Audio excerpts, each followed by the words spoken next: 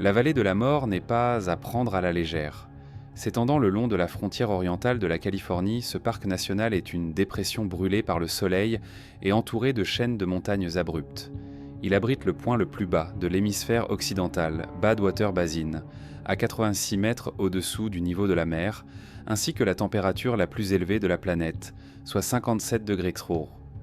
Le paysage de la vallée de la mort est une mosaïque de salines sans vie, de rochers acérés et de rares oasis où les eaux souterraines profondes remontent à la surface, créant de minuscules îlots de vie dans une mer de chaleur implacable. Malgré tous les dangers, environ 1 million de touristes viennent ici chaque année pour admirer la beauté du sable doré des dunes et des falaises colorées des canyons. Chaque année, des dizaines de touristes s'attirent des ennuis dans cette région accidentée. Les gardes du parc ne cessent de rappeler la nécessité d'une préparation minutieuse. Un plein de carburant, une réserve d'eau, au moins 4 litres par personne et par jour, des cartes en papier et un moyen de transport tout-terrain pour les zones reculées. Dans la vallée de la mort, la sécurité n'est pas une simple recommandation, c'est une question de survie. Dans les vastes étendues du parc, les communications cellulaires sont pratiquement inexistantes. En dehors des centres touristiques tels que Furnace Creek, on se retrouve complètement coupé du monde extérieur. Chaque année, les responsables du parc enregistrent de nombreux incidents nécessitant des opérations de recherche et de sauvetage. L'incident de juillet 2010 nous rappelle une fois de plus pourquoi cet endroit porte un nom inquiétant. Donna Cooper n'a jamais refusé une occasion de voyager. À 62 ans, cette habitante de la petite ville de Pahrump, au Nevada, a gardé l'enthousiasme juvénile d'une pionnière et une soif inextinguible de nouvelles expériences. Malgré toutes les épreuves qui l'ont frappée, un grave accident de voiture dans sa jeunesse, l'éducation de 8 enfants et une grave maladie en Haïti au début de l'année 2010, Donna a surmonté chaque crise avec une remarquable détermination. Donna a surmonté chaque crise avec un calme et une détermination remarquables. « Je crois que les voyages nous enrichissent », disait-elle souvent lorsqu'elle préparait son prochain voyage. Ces dernières années, Donna a traversé une grande partie de l'Ouest américain, montrant sa beauté à ses compagnons. Ce matin de juillet 2010, 2 jeunes filles se trouvaient à côté de Donna. Sa fille de 17 ans, Gina, était énergique, avec un esprit vif et un amour de l'aventure hérité de sa mère. Il y avait entre elles un lien spécial basé sur la confiance mutuelle. La 3e participante était Jenny Loon, une étudiante de 19 ans originaire de Hong Kong. Arrivée en Amérique en mai, elle a emménagé dans la maison des Cooper dans le cadre d'un programme d'échange culturel et est rapidement devenue presque un membre de la famille. Leur moyen de transport était une modeste Hyundai Accent, une berline compacte de couleur argentée. Cette voiture était idéale pour les rues de la ville et les autoroutes pavées, mais n'était pas conçue pour les rigueurs du tout-terrain. Cependant, Donna, comme la plupart des habitants du Nevada, avait l'habitude de parcourir des distances considérables, et la voiture la laissait rarement tomber. Ce matin-là, ils n'ont pas fait beaucoup de bagages. Donna avait mis quelques couvertures et une trousse à outils de base dans le coffre, une habitude prise après des années de voyage dans les États de l'Ouest. La cabine contenait quelques bouteilles d'eau, un sac de chips, 2 pommes et des biscuits. Assez pour une excursion d'une journée, mais terriblement insuffisant pour ce qui les attendait. Le réservoir d'essence n'était rempli qu'au quart, ce qui, dans des circonstances normales, aurait suffi pour parcourir 160 à 190 km.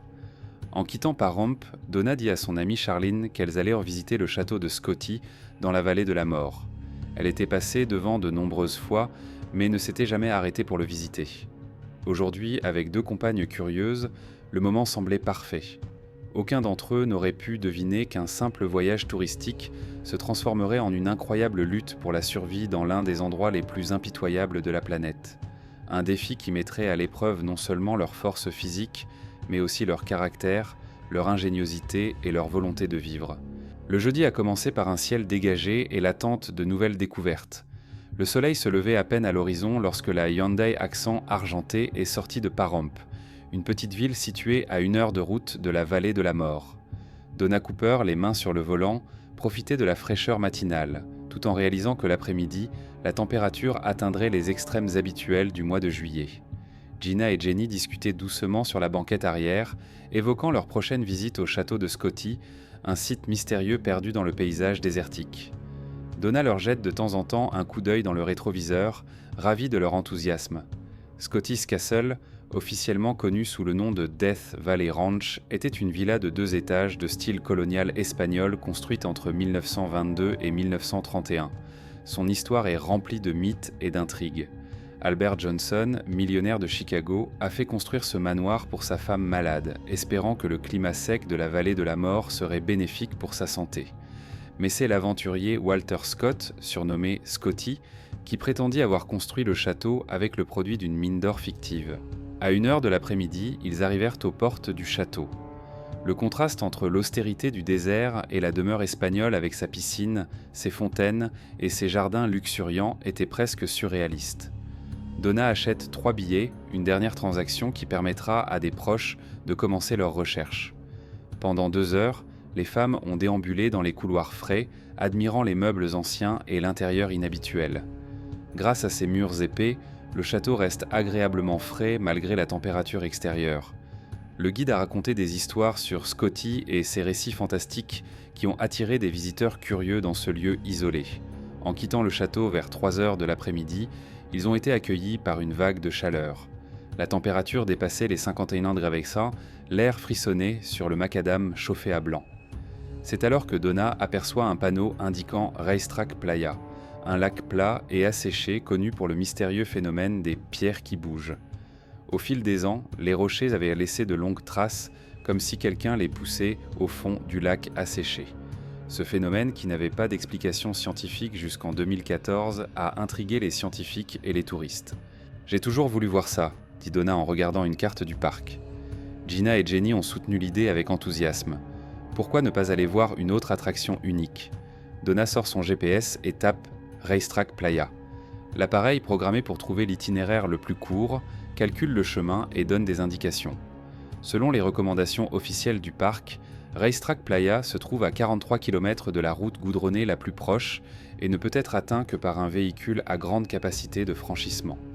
Les femmes sont sorties du parking du château Scotty sans se douter de la tournure que prendrait leur décision spontanée. La Hyundai Accent, fiable dans les rues de la ville, n'était absolument pas préparée aux rigueurs qui l'attendaient sur les pistes abandonnées de la vallée de la mort. Ils roulent vers l'ouest sur la route 267. Bientôt, l'asphalte s'est transformé en gravier et ils ont atteint Tickettle Junction, une intersection notable nommée en raison d'une tradition inhabituelle. Accrochés à un poteau de signalisation, des dizaines de bouilloires en teck ont été laissées par les voyageurs. Certaines sont couvertes de signatures et de dates, d'autres sont décorées de dessins et de messages. Cet endroit marque la limite entre les routes relativement praticables et l'absence de pistes. Gina, qui a remplacé sa mère au volant, arrête la voiture. Donna vérifie le GPS. Les panneaux indicateurs donnèrent des informations contradictoires. L'un la dirigeait vers Racetrack Playa, l'autre l'avertissait d'une route difficile déconseillée aux voitures ordinaires. Gina tourne à gauche suivant les indications du GPS. Leur Hyundai progresse lentement sur la route cahoteuse qui devient de plus en plus étroite et irrégulière. La faible garde au sol de la voiture les oblige à avancer à une vitesse d'escargot. 10 miles plus tard, Racetrack Playa n'est pas apparu. Au lieu de cela, la route a commencé à grimper dans les montagnes. Ce qui n'était qu'un chemin de terre était devenu une piste abandonnée. Gina suggéra de demander l'itinéraire pour retourner au château de Scotty en mentionnant le navigateur GPS. Elle appuya sur quelques boutons, annulant l'itinéraire en cours et en demandant un nouveau. Mais c'est ici, dans les profonds canyons de la vallée de la mort, que la technologie leur fait défaut.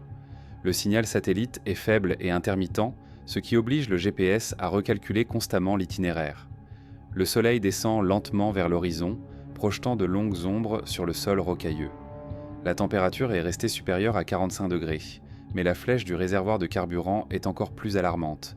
Elle s'approche inexorablement de la zone rouge après plus de 160 km de conduite hors route, où la consommation de carburant est beaucoup plus élevée qu'à l'accoutumée. Les téléphones portables n'émettaient pas le moindre signal. Ils se retrouvent complètement coupés du monde, errant dans un dédale de pistes montagneuses qui les éloignent de plus en plus de la civilisation. Le compteur affiche déjà plus de 290 km depuis le départ du château de Scotty, et à chaque nouveau kilomètre, ils commencent à manquer de carburant. Lorsque le soleil fut presque caché derrière la crête, Donna reprit les commandes. La voiture parcourut encore quelques centaines de mètres, puis s'arrêta. Le moteur s'éteint, les plongeant dans le silence du désert. Il n'y avait aucune lumière, aucun signe de présence humaine, juste les canyons majestueux et silencieux et le ciel qui s'assombrissait. On dirait que nous allons devoir passer la nuit ici, dit calmement Donna, bien qu'intérieurement elle soit consciente du danger de leur situation. Les 3 femmes sont piégées dans l'un des endroits les plus inhospitaliers de la planète, avec un minimum d'eau, pas de communication et pas de carburant. Les premiers rayons du soleil du vendredi ont exposé sans pitié la réalité de leur situation. Le compteur affiche un peu plus de 320 km depuis le départ de Scotty's Castle. Ils se sont enfoncés dans les terres sauvages de la vallée de la mort. « Nous devons agir », dit Donna, évaluant la situation avec un calme forgé par des années d'épreuves. Elles font l'inventaire de leurs maigres provisions, la dernière bouteille d'eau, 2 pommes, des restes de chips et quelques biscuits. Gina est la première à sortir de la voiture et grimace devant l'air brûlant. La température grimpe déjà vers les 45 degrés et ce n'est que le matin. Elle commence à ramasser des pierres. Lentement, pierre par pierre, de grandes lettres sont apparues sur un terrain dégagé. Help. Les lettres étaient suffisamment grandes, environ 4 mètres de long, pour être vues du ciel. Pendant ce temps, Donna et Jenny se mettent en quête d'eau.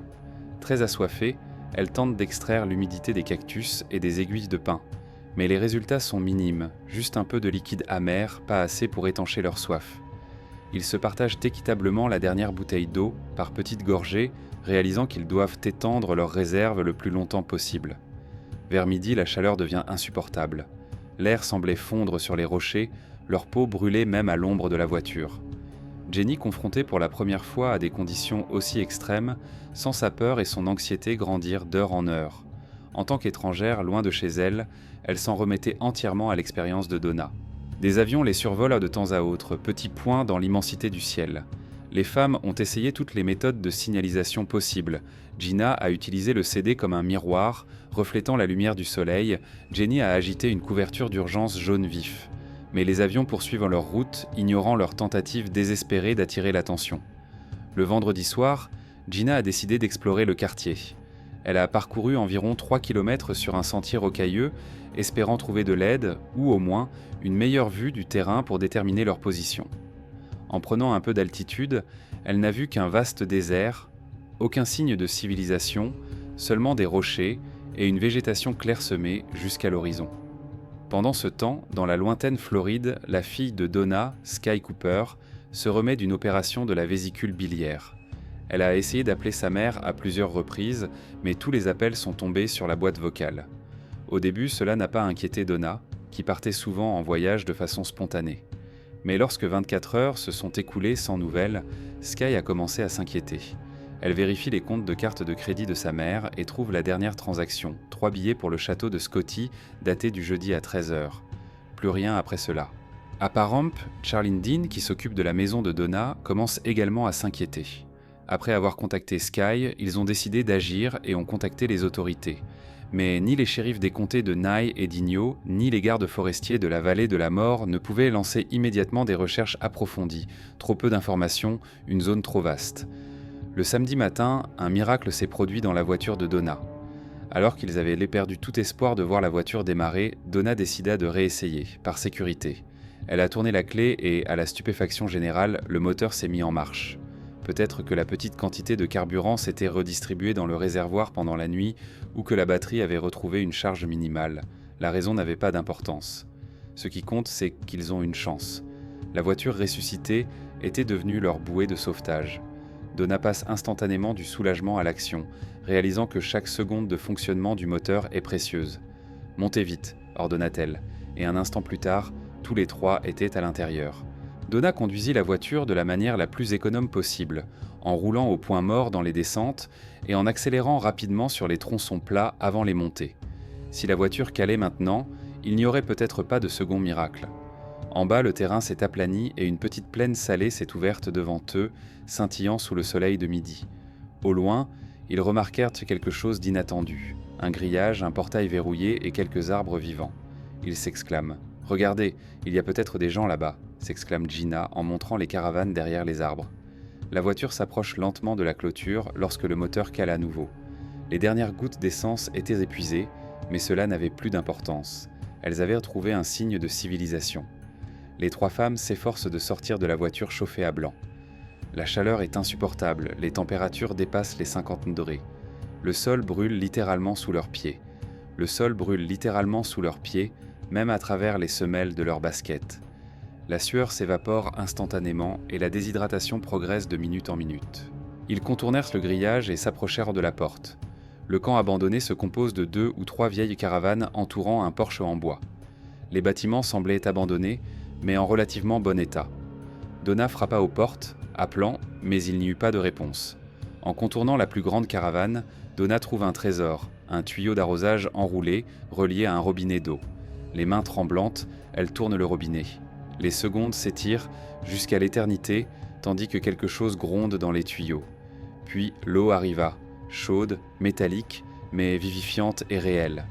Les 3 femmes tombèrent à genoux, avalant avidement l'eau directement du tuyau malgré sa température brûlante. Les premières gorgées, après près de 2 jours de soif, furent comme un retour à la vie. Elles ont rempli tous les récipients qu'elles ont pu trouver. Bouteilles vides, canettes de soda, et même des récipients en plastique provenant de la poubelle. Personne ne savait si l'eau coulerait demain. Gina débrouillarde tente de s'introduire dans les caravanes. Dans l'une d'elles, Jenny a réussi à passer par une fenêtre étroite et a trouvé à l'intérieur quelques boîtes de conserve de haricots et de piments, une boîte à moitié vide de spaghettis et des flocons d'avoine. Ce n'est pas grand-chose, mais c'est suffisant pour leur permettre de tenir quelques jours de plus. Il faisait une chaleur insupportable à l'intérieur des caravanes, le soleil chauffant les parois métalliques comme un four. Ils ont sorti les matelas sur la véranda où il y avait au moins de l'ombre. Donna ouvrit les boîtes de conserve et ils mangèrent pour la première fois depuis des heures, silencieux et concentrés, comme s'ils accomplissaient un rituel sacré. À ce moment-là, le mécanisme de leur sauvetage avait déjà été mis en place. Charlene et Sky ont contacté les autorités de plusieurs comtés. La police routière de Californie a déployé un hélicoptère pour fouiller les zones reculées du parc où la carte de crédit de Donna avait été utilisée pour la dernière fois. Les gardes forestiers ont fourni des cartes des routes abandonnées et ont coordonné les recherches au sol. Ironiquement, ce sont les téléphones portables, inutilisables dans les montagnes en raison de l'absence de signal, qui ont fourni des informations sur la localisation approximative des femmes grâce aux données de la dernière tour où elles disposaient encore d'une connexion. Dans le camp abandonné qui est devenu leur refuge, les femmes ont continué à essayer de se signaler. Elles renforcent le panneau « Help » sur la voiture, agitent une couverture jaune au son des avions. Le soleil se prépare à se coucher lorsque Gina prend un bain improvisé dans la caravane, utilisant l'eau du tuyau d'arrosage pour se débarrasser de la fatigue et de la saleté des derniers jours. Donna l'aide à se laver les cheveux, comme lorsque Gina était une petite fille. Ce simple moment de soins maternels, au milieu d'une détresse extrême, semblait presque surréaliste. Samedi, au début de la journée, le 3e jour de leur calvaire, la chaleur semblait encore plus implacable. Les températures ont dépassé les 50 degrés plus tôt que d'habitude, comme si le désert lui-même voulait tester les limites de l'endurance humaine. Le camp abandonné leur sert d'abri temporaire, mais les conditions sont loin d'être confortables. Les matelas étendus sur la véranda offrent une protection minimale contre le soleil brûlant, mais même à l'ombre, la température dépasse les 45 degrés. Toutes les 15 minutes, les femmes doivent s'asperger d'eau à l'aide d'un tuyau. Donna continue de rester calme en apparence, mais elle calcule intérieurement les options qui s'offrent à elle. Si l'aide n'arrive pas dans les 24 heures, elles devront prendre la décision désespérée d'essayer de marcher jusqu'à la route principale. Par cette chaleur, cela équivaudrait à un suicide, mais l'alternative, mourir de faim dans un camp abandonné, n'était pas meilleure. Gina est devenue le leader physique du groupe, sa jeunesse et son énergie lui ont permis de poursuivre activement ses tentatives de signalisation. Elle sort régulièrement à l'extérieur avec une couverture jaune d'urgence qu'elle agite à chaque bruit d'avion. Sur le capot de la voiture, en grosses lettres de poussière, était écrit « Help, appelez la police ». Elle a également essayé d'allumer un feu de signalisation, mais les branches sèches n'ont fait que brûler, sans produire de fumée perceptible. Jenny, la plus vulnérable des trois, n'a tenu que grâce au soutien de Donna. Le choc culturel d'une situation extrême dans un pays étranger a accentué sa peur. Pendant ce temps, les recherches s'intensifient. Charlene et Sky ont appelé toutes les autorités possibles, les shérifs des comtés de Nye et d'Inyo, la police routière de Californie, les gardes du parc national. L'histoire des 3 femmes disparues commence à se répandre dans les médias locaux du Nevada et de Californie. L'hélicoptère parcourt méthodiquement les zones reculées du parc en suivant les itinéraires susceptibles de mener de Scotty's Castle à Racetrack Playa. Les pilotes Tyler Jones et Scott Steele, expérimentés dans les opérations de recherche et de sauvetage, savent qu'à chaque heure qui passe, Ça te... Pécasse les chances de retrouver les femmes vivantes de s'amenuisent. Pendant ce temps, les gardes forestiers interrogent d'autres touristes, vérifient les registres à l'entrée du parc et analysent les données des caméras de vidéosurveillance situées à l'extérieur de Scotty's Castle. Le puzzle se mettait lentement en place. 3 femmes à bord d'une Hyundai Accent argentée s'étaient probablement rendues à Racetrack Playa sans préparation suffisante. Le soleil avait déjà entamé sa lente descente vers l'horizon, projetant de longues ombres sur les visages épuisés des 3 femmes. C'est le 3e jour de leur calvaire dans le désert impitoyable. La température commençait enfin à baisser, apportant un peu de soulagement après la chaleur infernale de la journée. Donna, Gina et Jenny sont de nouveau réunies sous la véranda, partageant des haricots en conserve, probablement leur dernier repas avant de décider de marcher à pied vers la civilisation. Jenny était assise sur la véranda et observait le ciel, une habitude qu'elles avaient prise au fil des jours. Tout mouvement dans l'air pouvait être synonyme de sauvetage. Soudain, elle l'entendit, un son lointain mais distinct et croissant. Elle pensa d'abord qu'il s'agissait d'une hallucination auditive, un mirage pour ses oreilles causé par la surchauffe et l'espoir. Mais le son s'amplifie et devient de plus en plus distinct. « Sors de là, cria Jenny, se levant d'un bond et attrapant la couverture jaune. Donna sortit en courant de la caravane, Gina s'empressant d'enfiler des vêtements. Jenny agitait déjà frénétiquement la couverture à l'air libre là où on pouvait les repérer. Le bruit devenait assourdissant, palpitant dans leur cœur en même temps que l'espoir. C'est alors qu'elles le virent, un hélicoptère bleu et blanc portant l'emblème de la California Highway Patrol qui tournoyait au-dessus du camp abandonné. Le haut-parleur émet la voix claire du pilote. « Vous êtes en sécurité ». 3 mots simples qui signifiaient la fin du cauchemar. Les larmes coulent sur les joues de Gina, se mêlant à la poussière et à la sueur. Jenny continue d'agiter la couverture, comme si elle n'arrivait pas à croire qu'elles avaient été repérées. Donna est restée là, son visage exprimant un profond soulagement après des jours de tension inexprimée. 2 techniciens médicaux d'urgence sont sortis de l'hélicoptère. Ils portèrent des bouteilles d'eau, de l'eau vraiment froide que les femmes n'avaient pas vue depuis 3 jours. L'un d'eux prend le poignet de Donna pour vérifier son pouls. « Nous étions sur le point de vous déclarer morte et de vous ramener à la base, » dit-il. Les mots frappent Donna comme un coup de poing. Elles étaient si près de ne pas être découvertes, condamnées à une mort lente due à la soif et à la chaleur. Après un premier examen, les médecins proposent 2 options. Un hélicoptère peut les emmener à Lone Pine, la ville la plus proche, mais un par un, ce qui signifie une longue attente pour 2. Ou bien elles pouvaient attendre le ranger, qui était déjà en route avec un bidon d'essence et des instructions claires sur la façon de rejoindre la route. Les femmes choisissent la 2e option. Maintenant qu'elles ont été retrouvées, elles préfèrent rester ensemble jusqu'à la fin. Environ 1 heure s'est écoulée. Le coucher du soleil a peint le désert en teinte dorée et la jeep d'un garde forestier s'est arrêtée devant le camp. Un grand homme en uniforme en descend, portant un bidon d'essence de 20 litres. Pour les femmes, ce simple bidon avait plus de valeur que de l'or. Le ranger aide à verser le carburant dans le réservoir de la Hyundai, puis déplie une carte sur le capot de la voiture. « Vous êtes ici », dit-il en désignant un point sur la carte. « Vous devez suivre cette route vers l'est pendant environ 24 km. Vous devez suivre cette route vers l'est pendant environ 24 km. Elle vous mènera à la route 190. De là, il y a encore 32 km jusqu'à Furnace Creek. Il y a un centre médical et des magasins là-bas. » Les instructions étaient claires et simples. Les femmes remercient leur sauveteur, rassemblent leurs quelques affaires et montent dans la voiture. Donna tourne la clé et le moteur redémarre. Cette fois, elles savent exactement comment rentrer chez elles.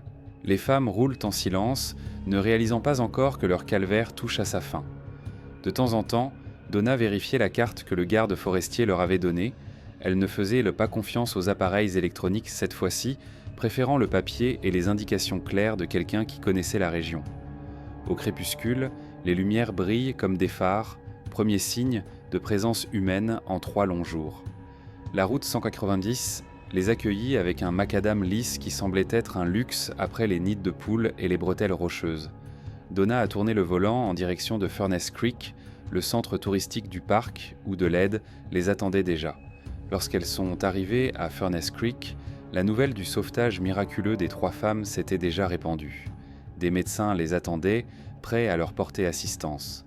Malgré 3 jours passés dans des conditions extrêmes, l'état physique des 3 femmes est meilleur que ce à quoi on aurait pu s'attendre. Donna, Gina et Jenny souffraient de déshydratation et d'épuisement, mais grâce à l'eau et aux conserves trouvées dans le camp abandonné et à leur propre ingéniosité, des conséquences plus graves ont pu être évitées. Au centre médical, elles ont été accueillies avec une surprise prudente. Ce n'est pas tous les jours que des gens survivent après autant de jours dans la vallée de la mort en juillet.